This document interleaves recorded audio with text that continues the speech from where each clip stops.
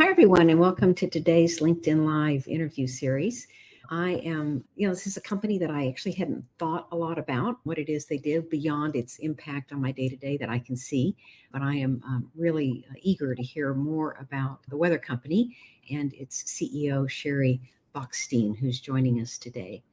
So thank you very much, Sheri, for making time for us. Yeah, Karen, it's great to talk to you. Terrific. So there's a lot, right? That weather company is nearly 50 years old, if my research is right, started in a basement somewhere. Maybe you could I know you've been there about 30 years, you could give us a little bit of the origin story of the company and some examples of how business uses weather forecasting, sort of beyond the obvious of what happens with an airline, for example. Yeah, absolutely. Like you said, the company's been around for 40 plus years. And, it really started with a vision of being able to provide people weather around the clock, because it's so important to consumer lives and the decisions that we make every day, right? And so then it expanded to not only consumers, but to businesses. And so what we say today is that every company and every individual really needs a weather strategy. And we're seeing evidence of that more and more as our climate is shifting, right? Patterns are getting very erratic. And so, as a business, in years past, you could anticipate certain things would happen at certain seasons of the year, right? You would have snow, anywhere from December to March, but those things are changing. And so events are happening outside of their seasonal norms. And so it's becoming harder to just predict without actually having that data available to really say, okay, what is going to happen? And there's a lot of decisions that are made from a business perspective. I mean, you mentioned the airlines. Let's take the airlines, for example. Can the flight actually take off? Right? That one. As a frequent traveler, I'll tell you, between the weather apps and the airline apps, there's always can it take off? If we think beyond the airlines, what are some other examples of companies that, I might not, or our listeners might not be aware of, that would be a great consumer of your information to create their strategies? Yeah, so you think of any logistics company, whether it's shipping or trucking, is my shipment going to get there on time? Are we going to face weather on the planned route that we have? Do we need to alter our routes, for an example, right? Major snow in cities can definitely, halt the trucking industry. So do we need to take different routes? Because then that impacts supply chain, right? So are those supplies, it's kind of a domino effect, right? Are the supplies going to get to the retailer in time for a sale or promotion? I think that's a great example. The other example is healthcare.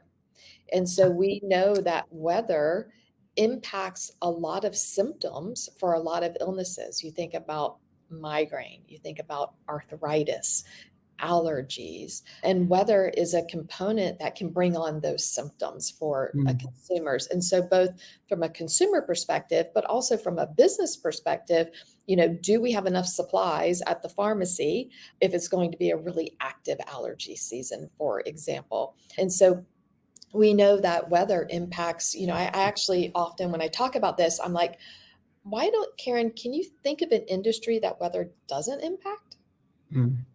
Fair enough. Yeah. It's hard to think of one, especially these days, right? With it as being, as you say, so erratic. So I know you have been at the company for about 30 years, starting, I read, as a storm chaser. So it may be fair to say that perhaps you're weather obsessed. Can you tell us a little bit about you, the weather, and sort of how you came to be a storm chaser and your progression to CEO? Yeah, so actually, I started my career as a journalist and worked in journalism, and actually got recruited by the Weather Channel pretty early in my career to come over and to be a producer. And it took a while to get me to come over. It actually took about 2 years because I had news, news was my focus, but certainly came over and started producing and helping them build out their shows. And then I became part of the live team, which I was a live producer, meaning I would go out with the on-camera meteorologist and we would cover the storms. And it was always our goal to get there way ahead of the storm because it was all about, preparing people for that storm and then covering what actually happened.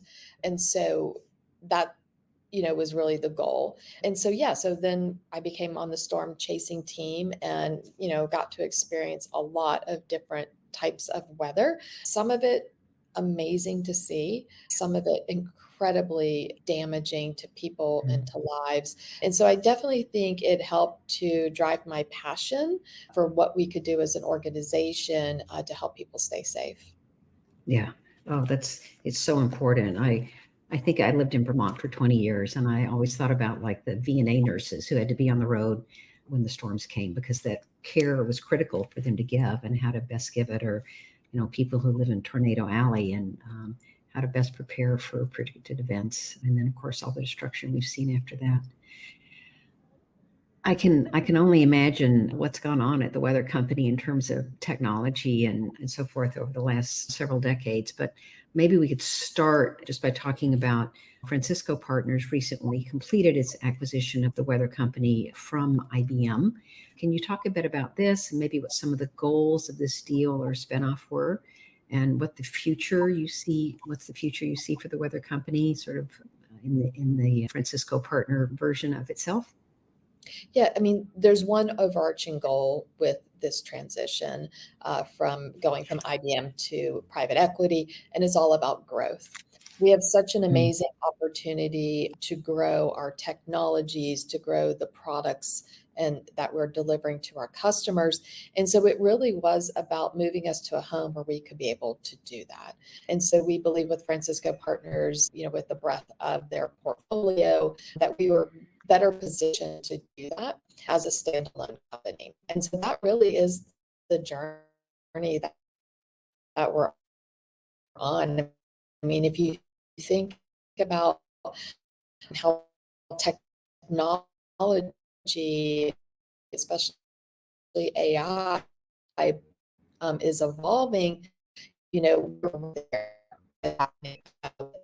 As it relates to forecasting, they use forecasting or but no, the knowledge of AI really Shari, sorry to interrupt. forecasting, even There's some breaking up going on, so maybe we'll just take a minute and let things settle down. We clearly got about growth. I think you said technology and AI, but maybe you could just repeat the last couple of sentences, and we'll see if they come back through more clear. Yeah, absolutely. Yeah, so really, this whole transition is Oh, really that's about growth for us and better. how we're going to grow the company and to be better positioned to grow the company. And so IBM was a fantastic home for us because the team learned so much about technology. We used AI continuously, for an example, and we learned a lot about processes that can make us better. But then it gets to the point, just like you think about your kids, at some point they got to leave the nest. And so it was just our time to leave the IBM nest so that we could grow on our own, at a rate by which, we need to grow for our consumers and for our customers. And so one of those areas that we're really digging into is AI and building an AI Mhm. forecast. Great. I know you recently announced a new partnership or collaboration with NVIDIA to expand your AI weather forecasting and visualization. Can you talk about that and the role that AI is playing in the weather industry? Yeah, NVIDIA has been a partner for us for many years. They actually helped us Mm. build our first proprietary weather model that launched about 4 years ago now. It's called Graph. It was one of the first weather models that used GPUs.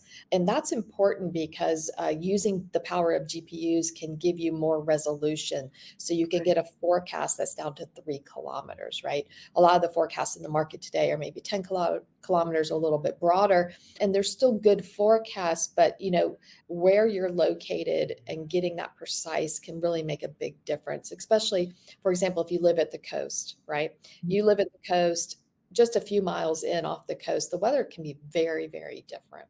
And so this current partnership that we just announced a few weeks ago, and Jensen, the CEO of NVIDIA, launched at his keynote, is around us partnering together to build an AI generative forecast for the short term.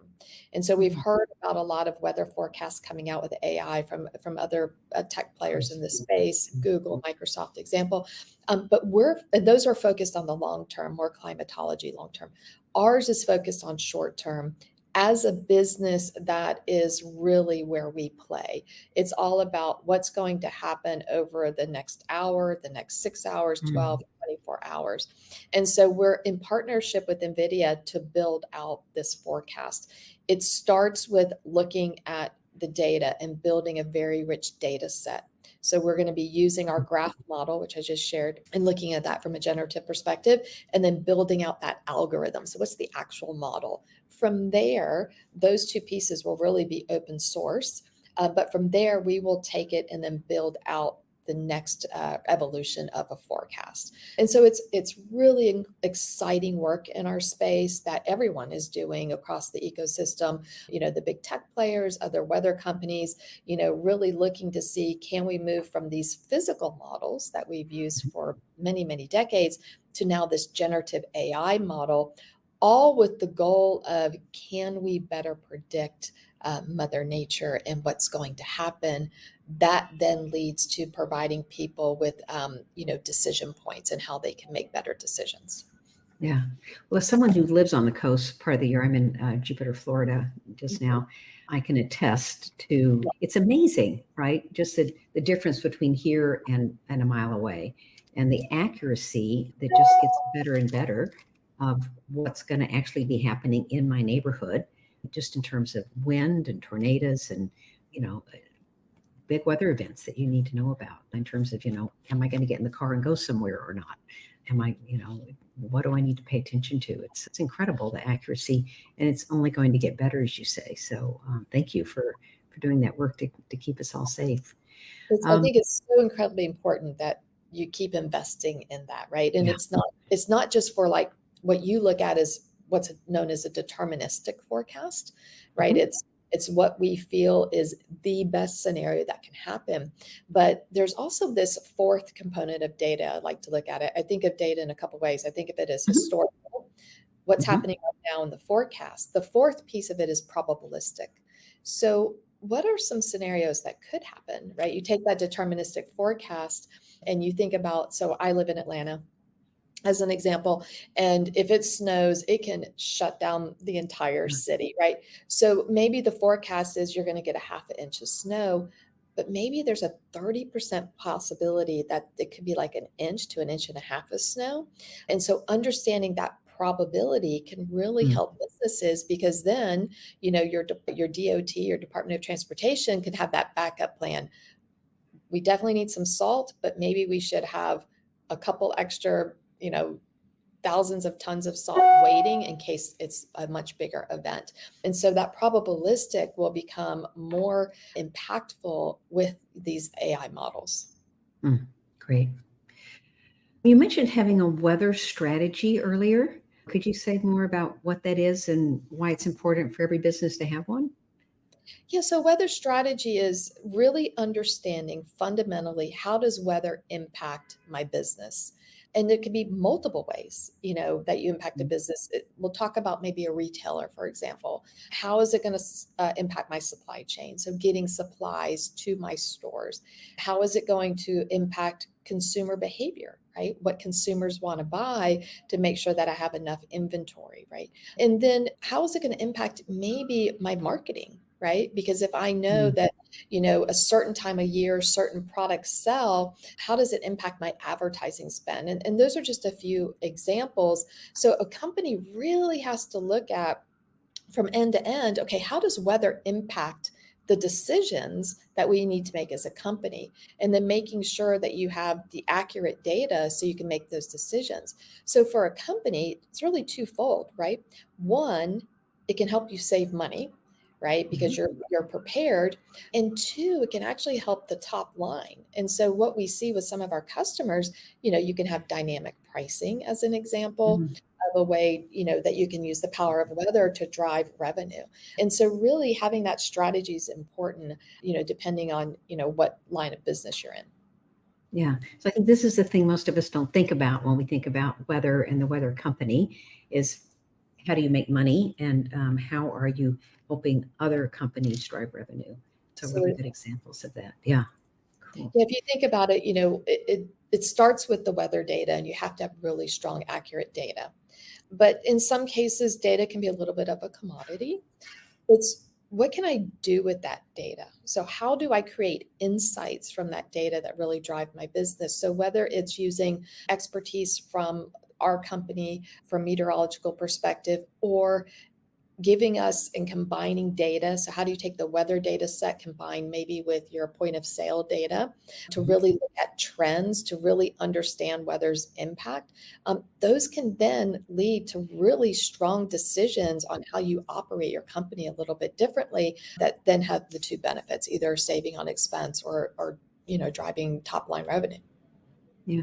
And do you do that work in-house, or are you partnered with others to help sort out how you can provide the value? Yeah, so we do that in-house. Obviously it starts with the weather data and the weather Mm. models that we create. And then we've built we call it a weather engine. It's an Mhm. insights platform. And so we can already just we have over 100 different targeting triggers that we call them, to look at consumer behavior, for example. And so we can look at it and say, okay, consumer behavior is X, Y, and Z based on the weather and based on location. So at what location, at what weather scenario do we see an increase in sales of a certain product, as an example? So that's fundamentally the service. But then we can also invite our customers to provide that data in a safe way, that then we can layer their data on top of our data and see, do those trends change, to get very specific to their customers. And so it's all of a service that we create in-house, and extends beyond retail. We're actually working closely with different departments of defense and looking at how can we create insights around training simulations or planning for missions. For example, how is weather going to impact a mission all along the route of that mission? What are the insights that we can deliver? Those are very mission critical, type events, just like it is around aviation. Great. So I'd like to turn a bit now from the company to you and your leadership, because I know the people that watch this are very interested in leadership and leadership strategy. So this move from journalist to CEO is not a common one. Can you talk a little bit more about your path from, I think we left this journey at the beginning of our conversation when you were sort of on the live team. So your journey from there into becoming a CEO, and maybe a few leadership lessons you learned along the way? Yeah, what I would say is, I don't know if I ever thought I'd be the CEO of this company. It wasn't necessarily a goal. I feel like this career found me in some respects. Mm. I was with journalism for a very short time, for 4 years. I actually left the company and moved into product. And so, really, I'm a product backed leader and have built Mm. products for digital, and really, came back to the weather company in 2007 on the product side. So really building the products, really understanding what consumers were looking for, how could we solve their problems with our website and then our app and the products that we provided. And so that gave me just a really strong foundation of understanding the business. I believe you have a strong product and you have a strong, high performing team, that is a recipe for success, right? If your problems are actually solving problems for consumers. And so my leadership style with the team today is, we have to put our consumers and our customers at the center of what we do, right? Because it's really all about helping them drive their business, helping them make, decisions in their everyday life. And if we are successful with that, all tides will rise, essentially, right? We can't go into, we are a for-profit company, but revenue is not a strategy, right? It's an outcome. And so it really is us being servants to our customers and to our consumers. And that's really foundationally my leadership style as well. Yeah, I'm just trying to think when the last time was that I talked to a product-led CEO who wasn't like a tech founder. And I think it's been a while for that. It's not a common path either, but I can imagine the great strengths it brings you in terms of making sure that you're able to deliver to your clients what you say you will deliver, what you sell, right? Making good on that promise at the time of sale. Yeah, my journey was not always product. That's my Mhm. background. But, the journey along the way was really diving into other parts of the company. For example, I led our international expansion. So, how we went Mhm. from being a domestic brand into now 178 countries. For an example, I led operations. Right. I Mhm. went to Stanford and took some finance classes to really understand and grow that business acumen. And so it was really interesting. And when I mentor women, you know, that's a really important part for me. I always say you have a tool belt, right? And you have a job to do. Are you missing some tools? And if you're missing some tools, you have to go get those tools. And sometimes that means that your journey is not straight up. Sometimes your journey takes you off to one side or the Mm. other to acquire those skills and those tools that you need to really get to where you're wanting to go. And I've been so fortunate because I've had amazing mentors. I've had Mm. amazing, sponsors that have seen the potential and said, even to the point, Karen, where they'd be like, we want you to go do this job. And I'm like, I don't want to do that job. I'm a product person. I don't want to go do operations. I'm a product person. We want you to go do that job.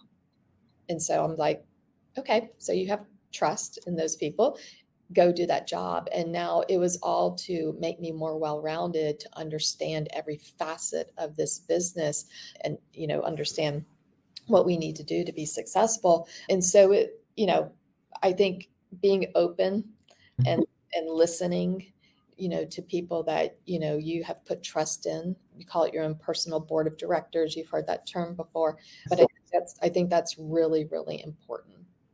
Yeah. I couldn't agree more. I think I'm sort of fascinated with the role of being comfortable with ambiguity in the role of leadership because we don't know. And the higher you are in terms of hierarchy, in terms of being a leader, the less you actually can say, I know with certainty. And so what you've just demonstrated is that along the way, you're like, okay, take this job. Well, I don't want to take this job, right? There's a lot of ambiguity there. There's a lot of unknown, both in terms of what it is and why it would be good for me, perhaps. And yet you did it because of the trust in your mentors. That's right. It's so important, because the first thing you think about is, oh, do they not want me to do this job because I'm not doing a good job? And that Mm. wasn't it at all. It's just that you got that tool, go get another one, right? And so I do think that that's important that, I think as we all look at our careers, so many people are focused on just straight up. And sometimes, the better benefits are dodging to the side here and there before you make that ascent, because everything that you learn, will help you. And certainly, you know, I when you get a job, it's not what's going to keep you in that job, right? You have to constantly be learning. And, even this transition going from, a major tech company like IBM to now a standalone organization, it's a different type of skill as a CEO. It's a different kind of mindset that you have to have. You don't have that institutional mindset. You got to get back to that startup mentality, that Mm. entrepreneur mindset. And so, for me and my entire leadership team, we're in that transition of, okay, how do you change that mindset? And so it's really a very interesting process. Mm. Wow, I tell you, it's a lot of personal growth. And I think that that's exciting because I think we always have to be growing. Yeah, that's really great. I wonder how. I know you said earlier high performance team, which is what we all want to be part of. How do you lead a high performance team through this kind of a transition? Yeah, I think it starts with, setting out very clear objectives. I've learned in times of transition, even in times of crisis, I'll say, like with COVID and, things that are happening in your business, you have to be a little bit more directive, right? You've got to be a little bit more clear, setting those objectives to kind of help your team, make that transition. And so it is, having clear objectives, being decisive, and helping them, to then help them also change that mindset. It is Mm. They call it a transition for a reason, right? Because it doesn't happen overnight. But then you start getting that air beneath your wings again, where then you start soaring as an organization and you start gelling again as a team. And so it's really, really great to see. But it does look, it takes a lot of patience.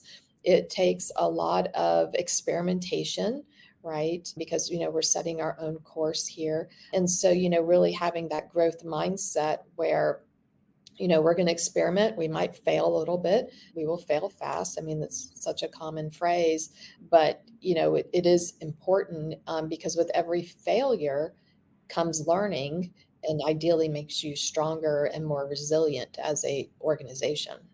Yeah, what a great mindset. I love Amy Edmondson's term of failing small. That's what you and your team are doing. Well, we learned so much today. Thank you, Sheri, for joining us. I really appreciate your time, and best of luck to you and your team navigate this transition. And I'm going to say, sort of begin to stand on your own 2 feet as a standalone company. It sounds like a very exciting journey, and one that will provide a lot of value to all of us. Thank you. Yeah, no, thank you, Karen. I appreciate the time.